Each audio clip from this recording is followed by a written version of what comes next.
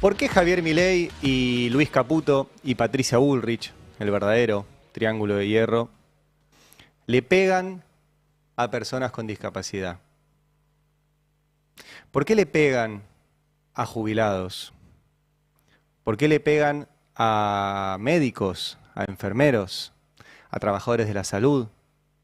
¿Por qué le pegan a militantes sociales? ¿Por qué Milei reprime sistemáticamente? ¿Por qué Patricia Bullrich ejecuta esa represión con saña, con violencia? ¿Por qué Milei, Patricia Bullrich y Luis Caputo deciden apuntarle a la cara a periodistas, a camarógrafos, a fotógrafos que van a cubrir esos reclamos, esas manifestaciones? ¿Por qué Videla secuestraba, torturaba, asesinaba, robaba bebés, mataba? La verdad que la respuesta es la misma. El terror, el miedo, la represión son instrumentales. Son la forma de implementar un modelo económico que no tiene consenso social, que genera pobreza, que genera, como decía Rodolfo Walsh, miseria planificada, y que no se puede llevar adelante cuando hay una sociedad que se planta frente a eso. Entonces hay que hacerlo vía el terror. Yo sé que alguien va a decir que esto es exagerado, que no se puede comparar a Milei con Videla, que Milei llegó a las elecciones por los votos y Videla llegó por las botas. Videla dio un golpe de Estado y Milei fue a elecciones y las ganó. Pero la verdad que el 56% de la población argentina no vota a pegarle a los discapacitados, no vota a bajar jubilaciones, no vota que los niños no se puedan curar en el Garrahan, no vota que no haya universidades, no vota que no haya ciencia, no vota eso.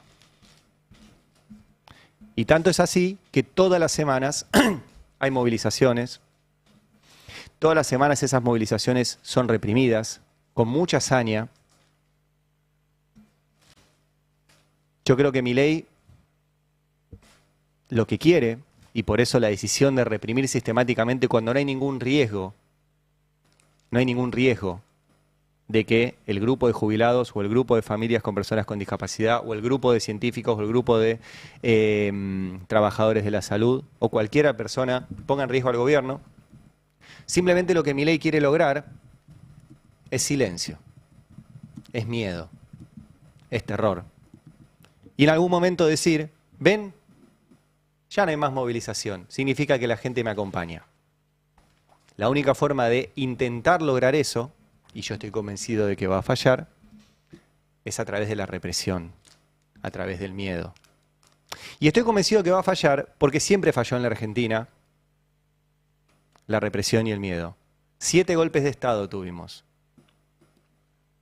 Y aún así, los partidos políticos, los movimientos sociales, las familias, los sindicatos, siguieron manifestándose. Las madres, las abuelas, los hijos. La Argentina tiene una tradición que no la van a cortar.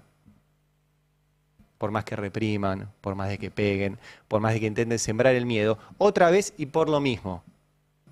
Otra vez y por lo mismo. Para implementar un modelo económico de valorización financiera, que es lo que implementó la dictadura, que Videla era la cara, pero Martínez de Oz era el dueño. Una dictadura que vino a reformatear la Argentina industrial, la Argentina del mercado interno, la Argentina del pleno empleo, la Argentina de distribución de la riqueza, que era esa Argentina del año 74, donde los trabajadores participábamos del 50% del ingreso nacional, que era punta de lanza en investigación, en industria automotriz, en industria nuclear, en un montón de cosas que esa dictadura vino a romper y a imponer, con una ley, además, que fue la Ley de Entidades Financieras, que sigue vigente al día de hoy, que ningún gobierno de la democracia cambió, un modelo que tiene consecuencias hasta el día de hoy y que Milei hoy también representa. Los únicos que han hecho negocios durante el gobierno de Milei son los que hacen negocio financiero. Y otra vez vuelve a destrozar la industria, otra vez vuelve a destrozar el mercado interno, otra vez los trabajadores perdemos participación en el ingreso nacional, otra vez bajan los salarios y otra vez desde el Estado se ejerce la violencia. Violencia de Estado. Entonces sí, yo creo que podemos decir Milei y Videla. Porque además, dentro de esa violencia de Estado, está la eliminación del que piensa distinto. Y la eliminación del que dice que se puede pensar distinto.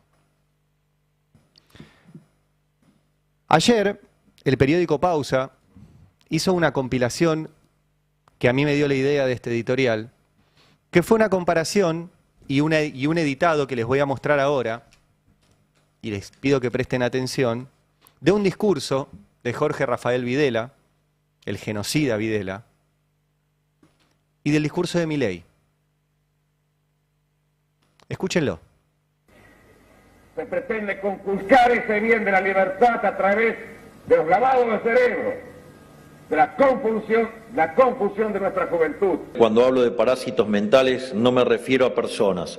Las personas son víctimas de estas ideas olajadas en un cerebro a fuerza de décadas de adoctrinamiento colectivista.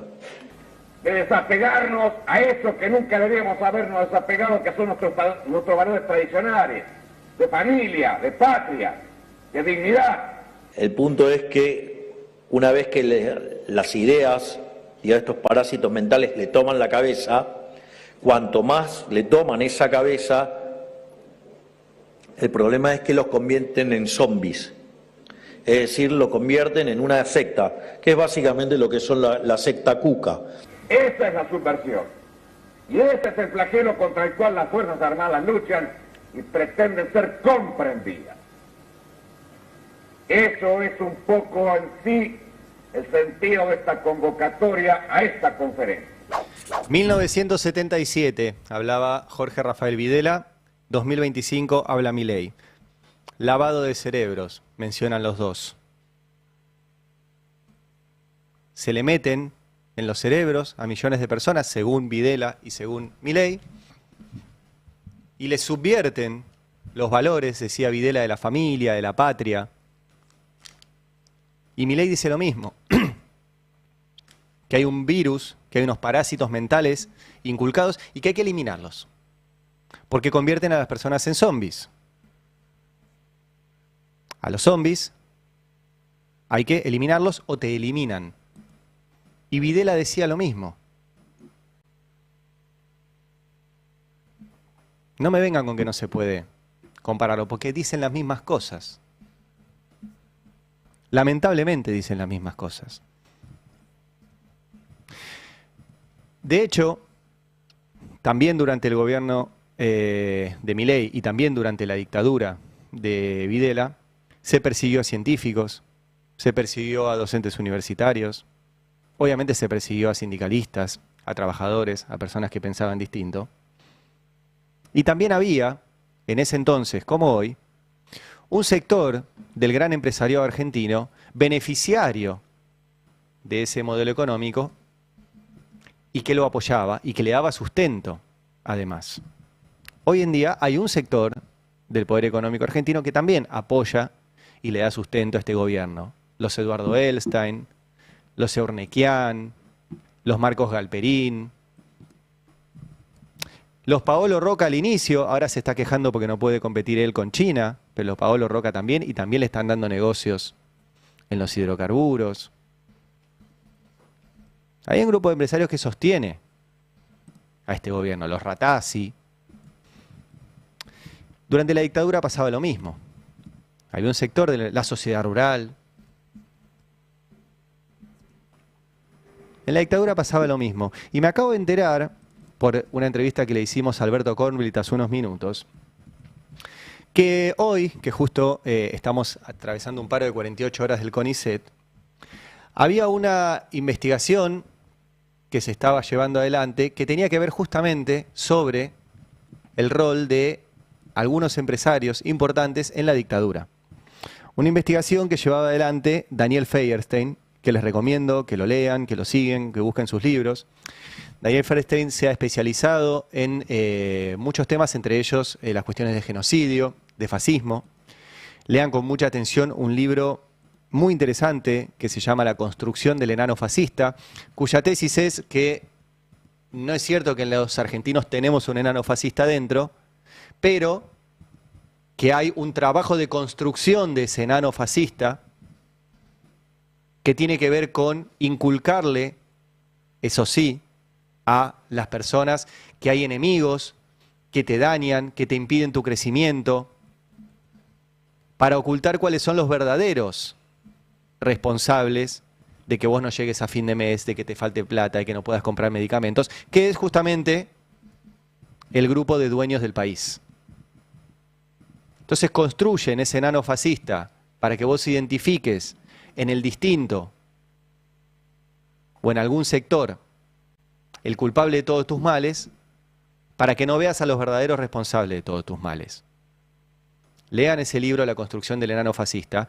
Y nos contaba recién Alberto Kornblit que este gobierno tenía, no solo está recortando en ciencia a lo pavote, sino que había una serie de proyectos de investigación aprobados que tenían que cobrar una cuota, y lo cobraron todos menos la investigación de Daniel Feierstein, que encabeza Daniel Feierstein con un grupo de investigadores, y que trataba justamente de esto, de los cómplices, y más que cómplices, de los coautores empresariales de la dictadura. Y justo apuntaron ahí para cortar. No puede ser casual eso. De paso les cuento, como nota al pie, que en la denuncia que Milei me hizo a mí, tal vez me hace otra hoy por decir que él es comparable con Videla, veremos. La verdad que si tiene como vicepresidenta a una persona como Victoria Villarroel que reivindica la dictadura, sería raro que se venga a espantar por estas cosas. Pero bueno, la nota al pie es que en la denuncia que me hizo por decir que él tiene discurso nazi y que ese discurso lo sigue repitiendo porque le sigue llamando zombies a los que piensan distinto, por ende plantea el aniquilamiento de los que piensan distinto, yo cito varios párrafos del libro de Daniel Feierstein. Y en la denuncia, Milei pone esos párrafos del libro de Daniel Feierstein diciendo que tengo que pagar yo y todos los que me ayudaron a escribir esa nota. Bueno, a mí me ayudó mucho. No él, sino sus libros. ¿Sí? Así que se los recomiendo mucho porque hablan de estas cosas. Voy a mostrarles más comparaciones entre Videla y Milei. Ahora, en un minuto. Antes quiero ir a lo que sucedió ayer porque creo que es muy grave, que este gobierno haya decidido, en este tren de reprimir a todo el que piensa distinto, pegarle a las familias de personas con discapacidad y a las personas con discapacidad que estaban ayer de forma absolutamente pacífica en las inmediaciones del Congreso para ir a pedirle a los diputados y a los senadores que se conviertan en héroes, pero en héroes de verdad.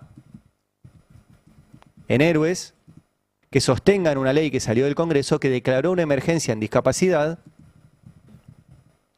para que millones de argentinos y cientos de miles de familias accedan a las prestaciones con los fondos que corresponden.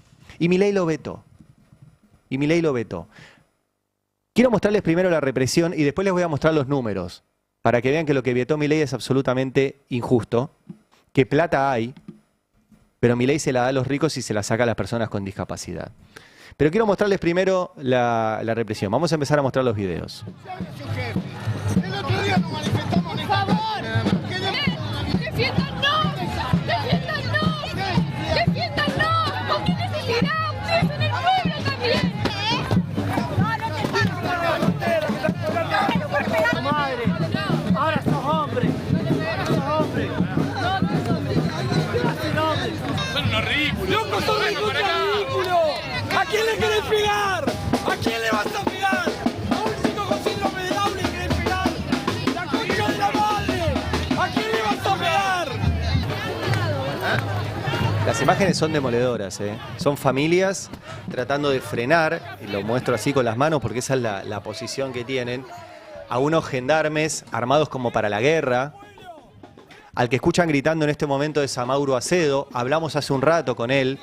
Él no solo es psicólogo y prestador del sistema de discapacidad, sino que tiene una hermana con síndrome de Down. Nos contaba que él fue con su mamá, que supongo que es la que se lo ve ahí abrazándolo. A la mamá la empujaron y la lastimaron. Y su hermana con síndrome de Down no fue ayer a la movilización porque estaba laburando en un taller protegido, cobrando 28.000 pesos por mes. Si va en colectivo a ese laburo, se le va esa plata en colectivo. Obviamente no lo hace por el dinero, lo hace como parte de su vida, digamos, y de su tratamiento para, tener una vida lo más parecida a la que tenemos todos, mientras atraviesa una vida con síndrome de Down, como la cantidad de discapacidades que puede haber y que había ayer. Y que, repito, el gobierno y Javier Milei ha cortado una ley que salió del Congreso que declaraba una emergencia en discapacidad y, entre otras cosas, actualizaba los montos que reciben tanto las familias como los prestadores de las terapias, que pueden ser tanto de psicólogos como desde el transportista. ¿Sí? El tipo que lleva y trae a las personas con discapacidad, porque muchas veces, por ejemplo, tienen que ir con una silla de ruedas, no pueden ir en un auto común. Bueno, quiero compartirles varios testimonios de ayer, por ejemplo, de una madre que decía esto.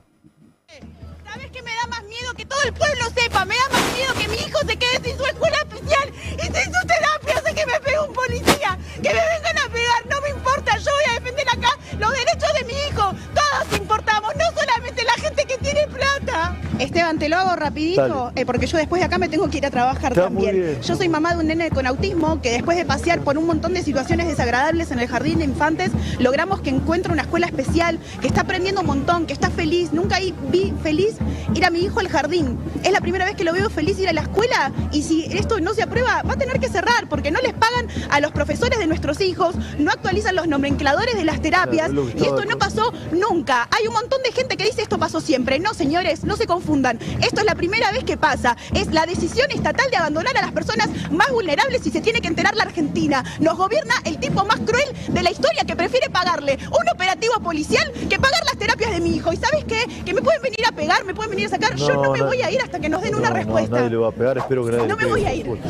Bueno, no le van a pegar, dice Trebuch, que es uno de los responsables de la comunicación institucional de este gobierno. Bueno, sí le pegaron. De hecho, yo vi la entrevista completa. La madre tiene que cortar la entrevista porque le estaban pegando a su marido. Sí les pegaron. El gobierno que defiende Trebuch, el gobierno que defiende Majul, el gobierno que defiende Fantino, el gobierno que defiende Rossi, el gobierno que defiende Feynman. Le pegan a las personas con discapacidad, los dejan sin fondos. Y ustedes normalizan eso, ¿eh? Majul, Trebuch, Feynman, Fantino, Rossi. Ustedes normalizan eso, ¿eh? Y lo hacen adrede. Adrede. Vamos a escuchar más testimonios, en este caso de un padre que estaba ayer también en la movilización. ¿Es tu hijo? Sí. ¿Cómo se llama? Santino. Él tiene 11 años. Desde que nació, que viene con kinesiólogo, terapeuta ocupacional. Son todos profesionales que ayudaron. Vos hoy lo ves en silla de ruedas, pero él, gracias a Dios, camina. Pero si yo no tuviera el kinesiólogo que tuve, si no tuviera la fonodióloga que él tiene, él no podría hablar. Yo peleo mi sueldo con el empresario o con quien venga a pedirme mi servicio. ¿Ellos con quién van a pelear? ¿Con eso que tenemos enfrente? ¿Contra el Congreso? ¿Contra un presidente que es necio sobre todo esto? Que no escucha lo que nosotros le estamos tratando de decir, que ellos no pueden pelear. Ellos no pueden pelear. Somos nosotros los que tenemos que pelear.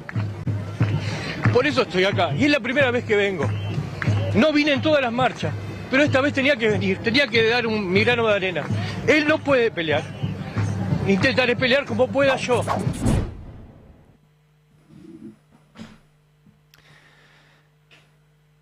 Ahí estaba uno de los tantos testimonios de ayer. Y les voy a pasar más. ¿Saben qué? Porque esto tiene que circular y tiene que llegar a los diputados, a los senadores que están dispuestos a sostener esto. Ahora vamos a ver algunos diputados que ayer fueron al Congreso y repitieron que van a apoyar los vetos de Milei. Vamos a escuchar otro testimonio de una mamá ayer. Los tratamientos no se están haciendo. Cata, justo habíamos conseguido todo con la maestra integradora, tenía todo. Estaba empezando a hablar otra vez y otra vez se atrasó. ¿Y por qué se atrasó ahora? Se atrasa porque tiene una rutina y le cortan la rutina y ya otra vez vuelve para atrás. Se acostumbra a los profesionales, a donde quiere, ella donde está siempre, y después no quiere entrar. ¿Por qué pensás que Milei no quiere tener más, no quiere darles más el subsidio a los chicos? Se agarra de los más vulnerables, de los más chicos o las personas que no pueden. Yo no predije que Cata tenga TEA y todo. Uno no elige, vienen los hijos, no sabemos. Y no sé por qué lo hace. Lo hace, no tiene corazón ni con los jubilados. ¿Qué le voy a pedir a mi suegra que cobra las cosas de Cata? Yo tengo epilepsia y yo no sé qué elegir. O darle las terapias a ella o me compro los medicamentos yo. Esto se suma a lo que nosotros, la verdad que cubrimos y mucho, que tenía que ver con lo que recién contaba esta mamá, que es no solo ahora le cortan las terapias a las personas con discapacidad, sino que este gobierno también le cortó los medicamentos a pacientes oncológicos o con enfermedades graves y extrañas, y que las obras sociales de las prepagas no cubren, nadie cubre, y el Estado es el que le salva la vida, que cuida a su gente. Y esto que decía esta mamá, de que los tratamientos son progresivos y que si se cortan hay una regresión. ¿Quién le devuelve esa regresión a esa nena? ¿Quién le devuelve a las personas, por ejemplo, que les cortaron los tratamientos oncológicos, el tiempo que no tuvieron el acceso a esa medicina? Y varios murieron, Varios murieron, porque no es joda esto. Están matando gente. Los matan. Si vos les cortás los medicamentos a un paciente oncológico, lo estás matando. Si vos le cortás los medicamentos a un jubilado que lo necesita, lo estás matando. Si vos no le permitís acceder al Hospital Garrahan a un niño, lo estás matando. Y si vos a una persona con discapacidad le cortás las prestaciones, también. Esto es lo que está pasando con este gobierno. Sigo con testimonios. Ayer estuvo también Valentina Bassi, muy conocida, una gran actriz, que además tiene un hijo con autismo y que es una de las también caras obviamente visibles, porque hay muchas familias que atraviesan eso, y en el caso de Valentina, al ser actriz y al participar muy activamente de todo esto, es súper importante su voz, y también hablaba del tema. 3.000 pesos la hora para un acompañante terapéutico, para el laburo que hace una T, no es imposible. 3.000 pesos la hora, perdón, es menos que el mínimo para el servicio doméstico. Exactamente. Cuando mi hijo me dijeron que iba a tener que sacar el CUD, que tenía discapacidad, yo me volví loca porque dije, mi obra social no va a tener la estructura para abarcar todas las terapias que me están prescribiendo, porque es una obra social chiquitita. Y ahí me explicaron, me dijeron, no, Valentina, hay una ley. O sea, vos podés elegir cualquier terapeuta, no importa que trabaje en la obra, que sea prestador nuestro. Podés elegir cualquier terapeuta que esté inscrito en Superintendencia de Salud, porque el arancel es unificado, y vas a poder tener acceso a las terapias que vos elijas. El alivio que sentí yo cuando tuve esa reunión en mi obra social fue como ese alivio hoy no lo están sintiendo las personas que están tramitando un CUD. Claro. Porque eso es lo que se rompió hoy. Uno de los reclamos importantes de todo esto es, van a escucharlo mucho, el nomenclador, que es básicamente cuánta guita se le paga esto a los prestadores, a los acompañantes terapéuticos, a los psicólogos, a los psicopedagogos, a los psicomotricistas, a los musicoterapeutas, a los transportistas, a todos los que están alrededor de un acompañamiento integral a las personas con discapacidad, que cada una necesita algo distinto. Bueno, si le pagan 3.000 pesos la hora, se va a ir a hacer otro laburo. No puede. Si le pagan, como nos decía hace un rato Mauro Acedo, 12.000 pesos a un psicólogo, y bueno, va a tener que empezar a atender pacientes en forma privada para poder pagarse la comida a él, para poder pagar el alquiler él. Porque no llegás, si no. Los transportistas van a dedicarse a otra cosa, no a transportar a las personas con discapacidad. Y Milei vetó eso. Y ayer cuando fueron a reclamar por eso, por estos sueldos de mierda, y por los derechos, pues es un derecho que tienen las personas con discapacidad. Parece que se olvida esto, que le estamos regalando algo. No estamos regalando nada, es un derecho. Los reprimieron. Otro testimonio de una mamá ayer en la movilización. Ellos sí o sí tienen que hacer terapia, ¿me entendés? Porque incluso mi hijo va a un set, porque ahí tiene todos los tratamientos, pero aparte afuera tienen que hacer terapia para hacer un tratamiento más exclusivo, ¿me entendés? Y en este caso están haciendo muchos recortes, y no es justo. Y me parece que él tendría que tener en cuenta eso, como presidente. Yo lo voté y me hago cargo, yo lo voté, pero si sigue así yo no lo vuelvo a votar, porque está tocando lo más sagrado que es para mí mi hijo, ¿me entendés? Y así un montón de casos. Es interesante este testimonio de una persona que efectivamente votó al presidente Milei. No soy yo, sino que los propios mileístas te dicen que nadie los votó a ellos porque confiaban en ellos, sino que era gente que estaba decepcionada de las dos experiencias anteriores, de la experiencia antiperonista y de derecha de Macri y de la experiencia peronista de Alberto Fernández. Y bueno, apareció otra opción y votó ahí confiada porque la verdad que la situación tampoco era genial. Nadie vota que saquen pensiones a los que dejen en la calle a los discapacitados. Nadie vota que le arruinen la vida a los jubilados. Nadie vota que dejen a los niños sin el Garrahan. Nadie vota que vuelvan a endeudar el país. No se vota eso. Milei dice, bueno, para mí me votaron y yo mostraba la motosierra. Sí, pero dijiste que le ibas a pasar la motosierra a los ricos. Y los ricos son los que agarraron la motosierra de la manija para pasársela a todo el resto. Y hay algo importante también, porque vi también ayer en redes, bueno, si lo votaste a Milei, jodete. El 56% de los que fueron a votar votaron a Milei. Entonces no es una buena forma de construcción decirle, bueno, jodete, culpa tuya. Si la estás pasando mal y lo votaste, jodete. Hay que tener empatía, porque eso es a lo cual nos quiere llevar Milei, a perder esa empatía. El que está al lado y votó distinto y la está pasando mal, hay que ayudarlo, hay que acompañarlo, hay que estar y no acusarlo, no decirle culpa tuya. También hay que mirarnos un poquito a ver qué le ofrecimos. Y sobre todo qué le ofrecemos a futuro, porque si no, capaz que no va a votar a Milei, pero capaz que no va a votar a nadie. Y va a empeorar la vida, y va a empeorar la democracia, si la mayoría de los argentinos no va a votar. Tiene que ir a votar.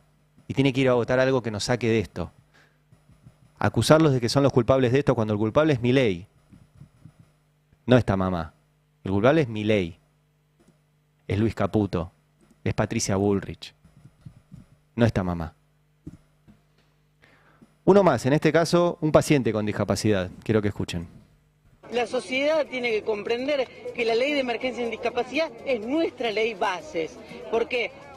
Porque desde cuando uno va a una rehabilitación, lo que hace es practicar su cuerpo, trabajarlo, para poder salir a ese mundo. Y después vamos a tener que discutir un montón de cosas, porque falta trabajo, porque falta infraestructura, falta una cuestión de... ¿Cómo es tu nombre? Juan Manuel. Juan Manuel. Claro, es todo, ¿no? Lo que depende para ustedes puedan salir al mundo. La verdad que sí, y aparte uno se encuentra con falta de trabajo, por ahí te capacitas en algo y por cuestiones de edilicias, el lugar donde vas a trabajar te ponen en otro lado. Bueno, en la ciudad no hay rampas. Entonces digo que es como todo, es todo mucho, ¿no? Hay una convención internacional que nos ampara en esto de que queremos ser el primer mundo. Bueno, digo, tenemos leyes internacionales, el mundo nos está mirando y es parte, ¿no?, de todo lo que, de cumplir, ¿no? Vivamos en un país de primer mundo, en serio. Ahí teníamos eso, un relato ya directamente en primera persona, de alguien que dice, esta es nuestra ley bases. que la acompañaron, sí, diputados, senadores, gobernadores, que no tuvo un solo logro de lo que dijo que iba a hacer. Simplemente cimentó y legalizó la transferencia de riqueza otra vez desde las mayorías hacia los sectores más ricos. Y ahora sí, un último testimonio, hubo un montón ayer, hicimos una selección, por ahí hasta nos quedamos cortos, porque habría que escucharlo en loop todo el tiempo, estos casos, para que se entienda y para que los diputados y senadores no acompañen este veto. Vamos a escuchar a una mamá de vuelta. No hay para pagarles y bueno, como sea, se hace rifa, se hace lo que sea para pagar todos sus profesionales. ¿Qué sentiste cuando te enteraste de este veto? ¿Qué quieres que te diga? Indignación, indignación porque mi hijo nació con una discapacidad. Vos imaginate, yo con 21 años al tenerlo peleé contra la vida porque hasta un riñón le di para que él siga estando. Y verlo que un Estado me lo quiere matar, no lo voy a permitir. No lo voy a permitir para nada. Gracias. Bueno, ahí está el testimonio de Juli, la mamá de Santi, que como muchos, obviamente, acá en Mar del Plata y en el resto del país, ¿no? Los mismos testimonios. Un Estado que quiere matar a las personas con discapacidad. Este último testimonio era de Mar del Plata, veíamos en la pantalla, muy buena cobertura de C5N, Mar del Plata, Córdoba, el Congreso, hubo movilizaciones en distintos lugares del país. El gobierno lo quiere matar, dijo esta mamá. Y es así, ¿eh? Las decisiones de gobierno matan. Todas. O salvan. Todas. Por acción o por omisión, el gobierno mata o salva. En este caso está eligiendo matar. Lo mismo cuando deja de arreglar las rutas. Lo mismo, repito, cuando desfinancia la salud. Cuando le quita los medicamentos a los jubilados, a las personas con tratamientos graves. El gobierno mata cuando hace eso. Y tiene un montón de cómplices. Un montón. Ayer, nuestro compañero Lautaro Maislin enganchó a varios diputados que estaban ahí en las inmediaciones del Congreso para preguntarles, che, hubo un montón de gente acá manifestándose contra el veto a la emergencia en discapacidad, los reprimieron encima. ¿Qué van a hacer? Varios se hicieron los distraídos y una encima salió a reivindicar recortarle a las personas con discapacidad. Mirá. Yo solamente con el armado, la provincia, preparado para blindar el veto. Vamos a ver. ¿Qué le dice a las personas con discapacidad que estaban manifestándose hoy? ¿Qué tal, diputada? ¿Preparada para blindar el veto? Ya lo dije públicamente, ya lo ¿Qué le dicen a las hablamos. personas que estaban hoy manifestándose por discapacidad? ¿Van a votar en contra de emergencia en discapacidad? Acompañamos al presidente. Sí, Esta es Rocío esa es Bonacci la realidad la que y nos habla. sorprende que a la gente le llame la atención que el oficialismo votamos a Javier, lo vamos a acompañar a Javier. ¿Era héroe? La gente que lo votó, no, para nada, la gente que lo votó a Javier en la provincia de Santa Fe está votando este modelo de país. ¿Preparados para blindar el veto? Por supuesto. Y esta es Responsabilidad Santillán, fiscal. la diputada A, Santillán. a los padres discapacitados que había hoy. Bien, gracias, Juliana. Y habla de estabilidad fiscal, decía Santillán. Bueno, vamos a hablar de estabilidad fiscal, diputada Santillán. El Congreso tiene una oficina, que es la Oficina de Presupuesto, que cada vez que hay un proyecto de ley calcula cuál es el costo fiscal de esa ley. Es muy importante ese trabajo, porque si no es todo biribiri. Es, no, sí, la estabilidad, el equilibrio, no sé qué, los cuca. Esta oficina del Congreso es una oficina técnica que le dice a los diputados y les da un insumo técnico, le dice, mira, esto que vas a votar cuesta esto. Ahora podés decidir vos votarlo o no votarlo. Pero ahí está la información posta. Bueno, obviamente analizaron el impacto fiscal de la emergencia en discapacidad. De hecho, lo analizaron dos veces. Dos veces. En la segunda con mayor detalle. Y les voy a mostrar la segunda, que es la que más impacto fiscal muestra. ¿Cuál es el impacto fiscal de la emergencia en discapacidad? Acá está detallado en este cuadro que, repito, es de acceso público, lo tienen todos los diputados, todos los senadores. Lo importante es en porcentaje del PBI. Bueno, nuevas altas en el plan de discapacidad, ¿sí? Las nuevas altas que se calculan. Como obviamente no sabes cuántos, hay un margen entre el 0,25 y el 0,48% del PBI. ¿Ve? Entre el 0,25. La compensación de emergencia a los prestadores representa el 0,03% del PBI.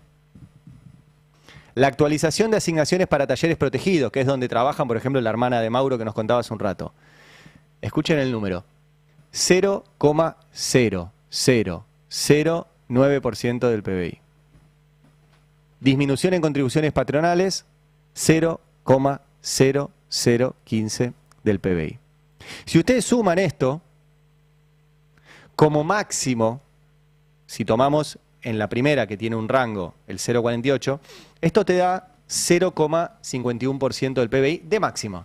O sea que está en ese rango, entre el 0,25 y el 0,5 del PBI. La misma oficina de presupuesto calculó cuál fue el costo fiscal de bajarle un impuesto a los ricos. Un impuesto a los ricos es bienes personales, que son las personas que más tienen en el país, pagan un impuesto no sobre sus ingresos, sino sobre su patrimonio, sobre sus bienes personales.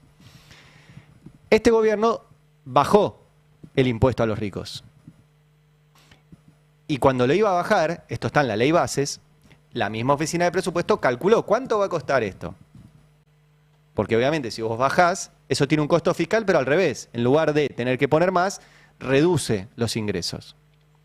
Bueno, acá está la tabla que mostró que el año pasado el costo fiscal de bajarle el impuesto a los ricos fue del 0,45% del PBI. No hay que ser un genio de matemáticas para ver que si vos volvés a poner el impuesto a los ricos donde estaba, podés pagar tranquilamente la emergencia en discapacidad. Entonces no es cierto que no hay plata. Lo que hay son prioridades. Milei, Caputo y Bullrich tienen como prioridad que los ricos paguen menos y que las personas con discapacidad no puedan acceder a sus derechos. Porque la cuenta da. Solamente con esto, puedo encontrar un montón de otras cosas, pero solamente con este impuesto que pagan los más ricos del país. No subirlo, no subirlo. Volver a ponerlo donde estaba cuando asumió Milei. Entonces, ¿qué te dicen?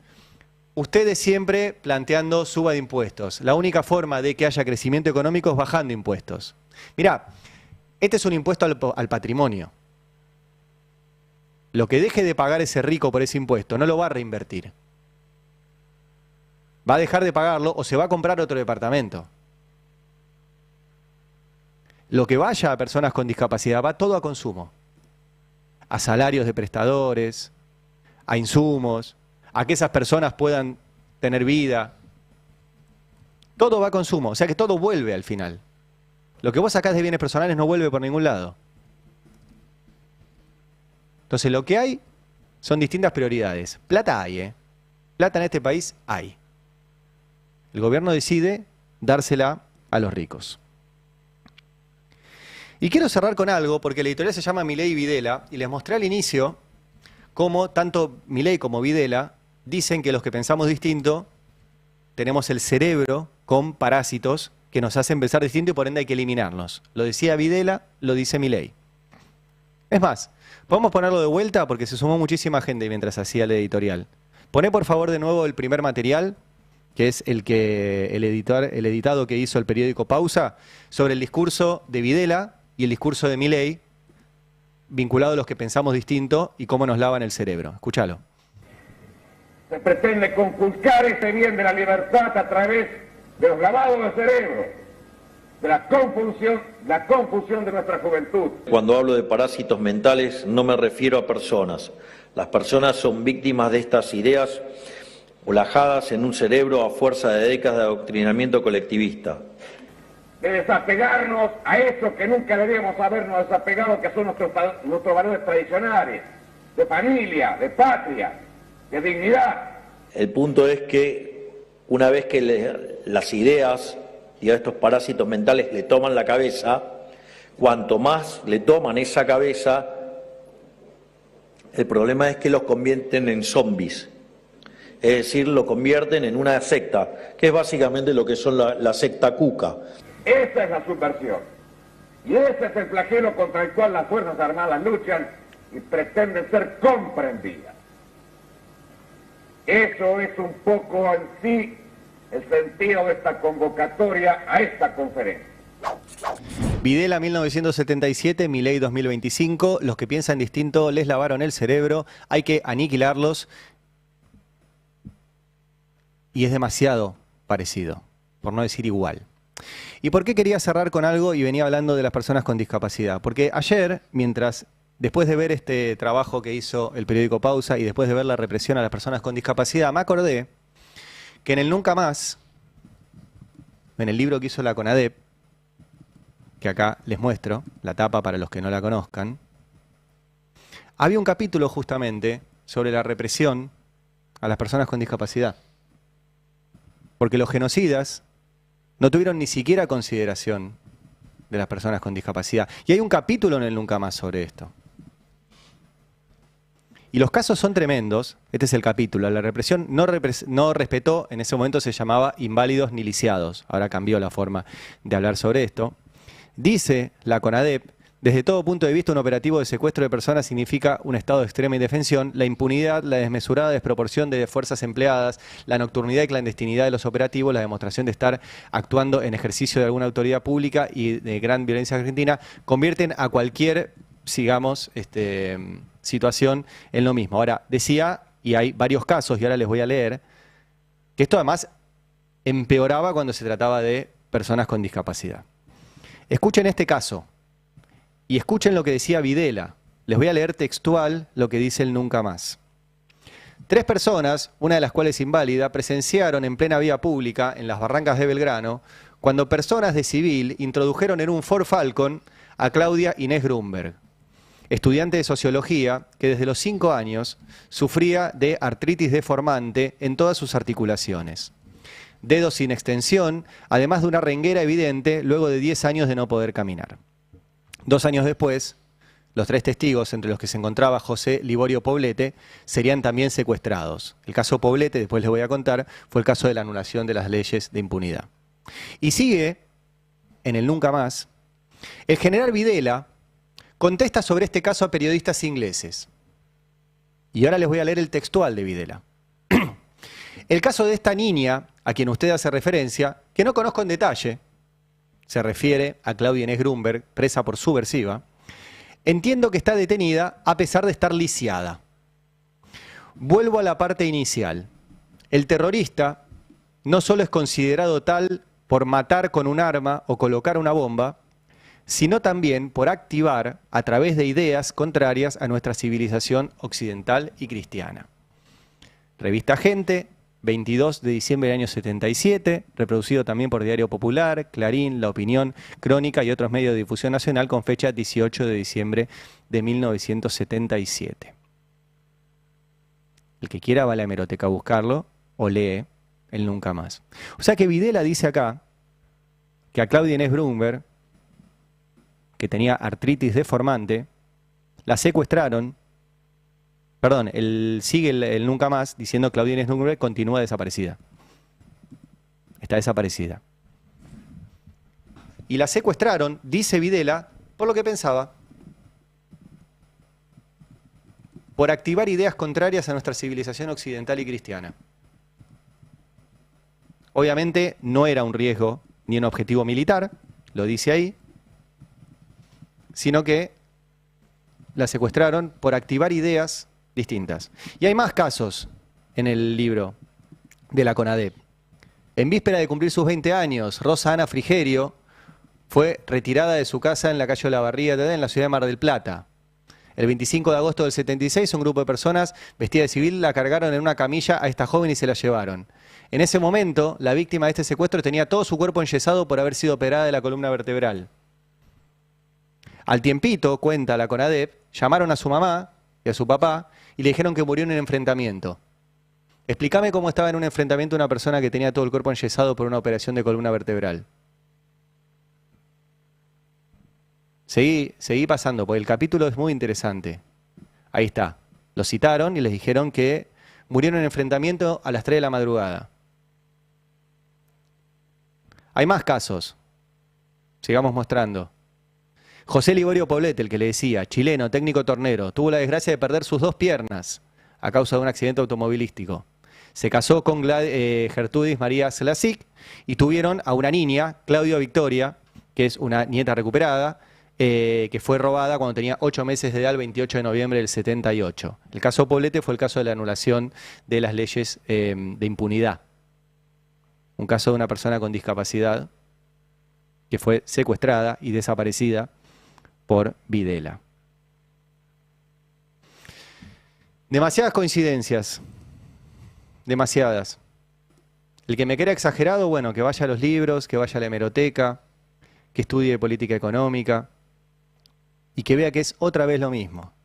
Un plan económico de miseria planificada para un grupo de empresarios ricos y que utiliza el miedo, la represión y el terror para imponerse. Por suerte, la historia argentina muestra que eso no dura para siempre, que en algún momento termina y que la sociedad argentina no deja de estar en la calle, de reclamar, de protestar y de reivindicar sus derechos. Pero Milei y Videla son demasiado parecidos. 9:17, la tenemos en